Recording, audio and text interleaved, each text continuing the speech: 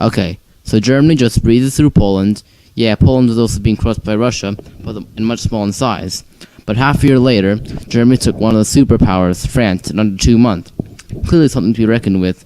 For sure they have the best soldiers, best tactics, and most of all, best equipment, right? Britain's RAF just barely held off the Luftwaffe, and if the American, British, and Russian forces do not simultaneously, crush Germany together, you would think that Germany would have surely won, right? Well, ladies and gentlemen, tanks and planes, rifles and machine guns, that's our topic for today's video. So, in 1939 to 1941, the Germans had mostly Panzer 1s, Panzer 2s, and Panzer 3s. So, that's what they had when they invaded France. So, the early model of the Panzer IV also played a specialty role, but it wasn't that numerous, and it didn't have the 75mm anti-tank gun fitted to it. If you compare these tanks to the main British and French tanks of 1940, the Panzers are actually much, much worse than you think. The Panzer II was very lightly armored because it was a light tank, and it only had a 12mm autoloader flat gun, which could barely dent the S-35 and Char B-1. The main guns of those Allied tanks could really do some damage to the lightly armored German tanks at the time. So that's 2-0 for the Allies. Well, okay, maybe Germany had more tanks and they're better because they're easy to produce. Well, it's somewhat true. The French and British combined actually had more tanks in total. True, the British didn't have that many Matilda 2s, which were just about as good as the French tanks. But they still had their other tanks, like the cruisers or Matilda 1, that could... They were a match. But the French actually had quite a bit of Char B1s and small S-35s to make up for it. The problem was that if you wanted to defend a whole border, what the French had to do, you had to spread your tanks really thin. So it's kind of the disadvantage of defending. Also, the French tanks didn't have radios, so I guess that makes the German tanks kind of better. But like, radios are pretty easy to add in, so that isn't exactly a point to say that the German tanks are better.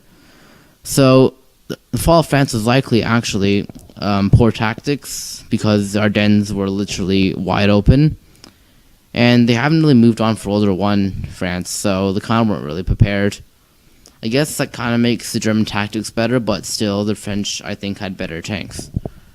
So when Operation Barbarossa went on, and they still had the same tanks, almost, but was less, well, essentially without the Panzer 1s, and a bit less Panzer 2s. It was a very similar story. Soviet T-34 was like far better, more armor, better gun, and that only leaves us to believe that the Russian forces only lost so much ground in the first year, because they were like France, were very unprepared, and the Germans were just much faster than them. So yeah, it wasn't really that much powerful, but they were definitely faster. So it doesn't really make them have better stuff.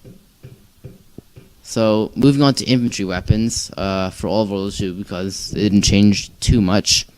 The Germans had the Carbine 98K as their service rifle, which had a 7.92mm Mauser cartridge, which is exactly equivalent to 0.30 of an inch. So there are people that you may have seen who like claim that, you know, it's the best bolt-action rifle of the whole war. There's nothing that comes close to the accuracy of it, and stuff, blah, blah, blah, blah. But I was looking at some firing range videos comparing the British service rifle, the Lee Enfield No. 4 Mark I, to the Car 98K, and there's some proof of the Car 98K being really accurate, but where it does fall a bit is its sights. They're pretty very complicated. The ones that were mass-produced, you had to like adjust a slider to a range. So first you have to guess the range, and then you have to line it up really carefully. And also, the Lee Enfield has a smoother bolt, as Lee Enfields do, and it can carry 10 rounds as a magazine as well. So those were two advantages over the Lee Enfield over the Kar 98 from the Lee Enfield, and the Kar 98 with lesser trained soldier wasn't as accurate anyway.